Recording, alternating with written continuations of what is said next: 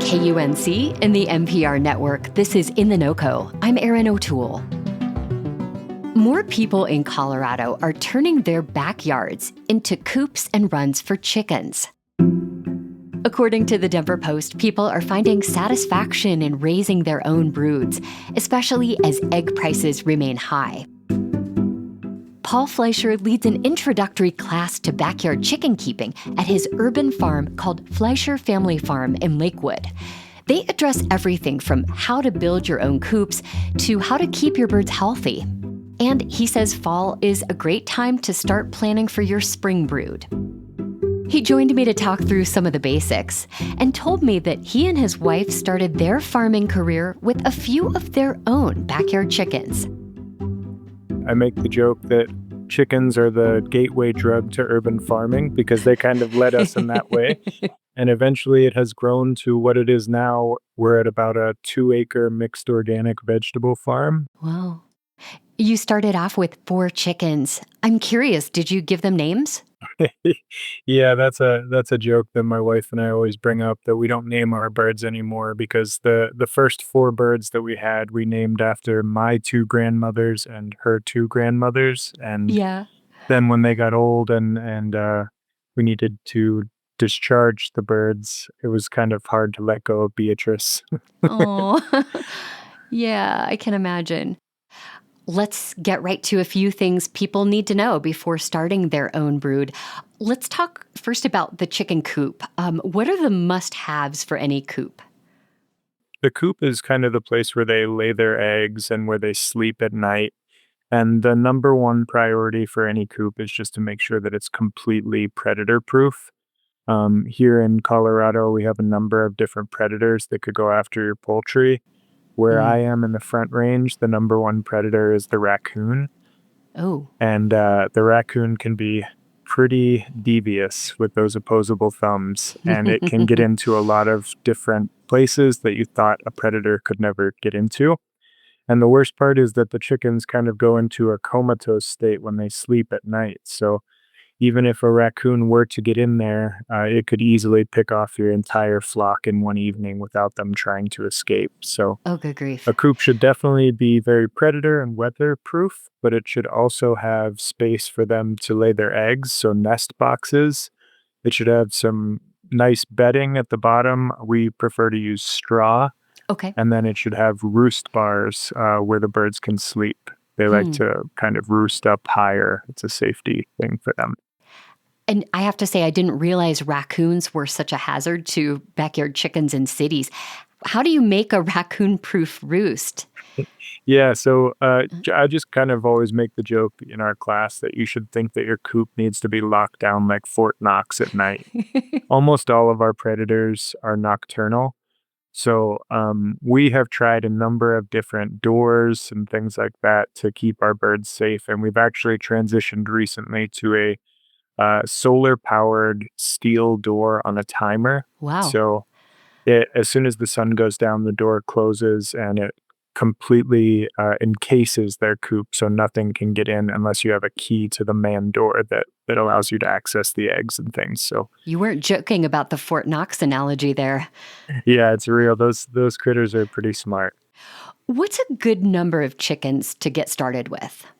I think 4 is a good number to start with. You never want to have just one. They are definitely a flock animal and they prefer companionship. 2 is still maybe even a little too little, but most city municipalities and ordinances will allow you to have between 4 to 8 birds. Okay. And there is a thing called chicken math, which is a real thing, and that's basically. A lot of people think I'm just going to get 2 chickens and they come home with 4, or they think they're going to get 4 chickens and they come home with 8. So Sure. I always suggest that you plan your coop and your run larger than the number of birds you anticipate to get, because you'll likely end up with more than you think. Good to know. Roosters are not allowed in most cities. Do I need a rooster, though, to get the chickens to lay eggs? No, absolutely not. That's the big confusion, right? You do not need the rooster to produce eggs. They will not be fertilized eggs when the hen lays them, but for the most part, depending on the breed, you'll always get about 5 to 6 eggs a week. Okay. once the hen has reached her egg-laying period of her life, and you do not need a rooster for that. Okay, well, say I've spent the winter setting up my coop and run, and now spring is approaching. Where are good places to buy chicks? So a lot of your farm and garden stores will have chicks come spring, especially around that Easter holiday time. That's when a lot of people buy chicks. Hmm. Places like Murdoch's, Tractor Supply.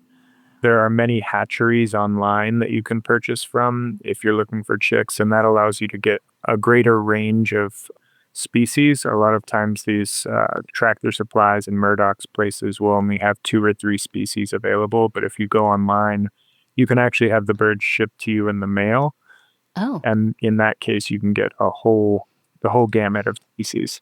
okay. Chicks by mail. And what are the best things to feed my new flock? So we always keep actual chicken feed available. It's available 24 hours a day. We prefer pellets instead of the crumbles. Okay. And then we also always have oyster shells available to give them additional calcium. Oh. But other things that we add in there, we do run a vegetable farm, so they get all of our vegetable scraps, which is great. Hmm. The birds love anything from our kitchen. We don't feed them much processed food, but anything that we have cooked a homemade meal with, they eat all of those scraps, including chicken. Wow. Oh, Um, okay. and then a luxury of being a Coloradan is also that we almost all live near a brewery. So if you can find a Mhm. local brewery and ask them if they're looking to get rid of their spent grains, the chickens really enjoy those as well. Okay. But not the beer. Yeah, We get the beer. that's right. Well, lastly, what is the number one thing that you want aspiring chicken owners to consider before they fully commit to backyard chickens? I think I would say with most things when it comes to raising livestock, whether it be honeybees, goats, or chickens, whatever it is, I want people to make sure that they do their research first. Read some books, take a class, go out and check out a local farm and see how they have it set up, or a neighbor that has a successful coop.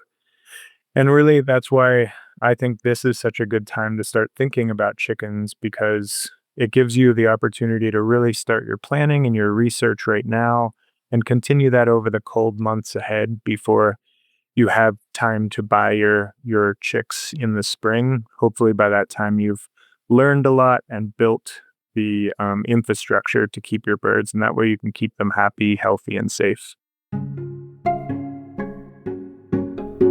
Paul Fleischer of Fleischer Family Farm in Lakewood, with advice for people thinking about raising chickens in their backyard. Paul noted it's also important to get your birds vaccinated for something called Marek's disease, which can wipe out your whole flock. He said most places that sell chicks will offer to vaccinate for Marek's disease if you ask. We'll have a link to more information in our show notes and at KUNC.org. That's it today for In The NoCo. I'm Erin O'Toole. Thanks so much for listening.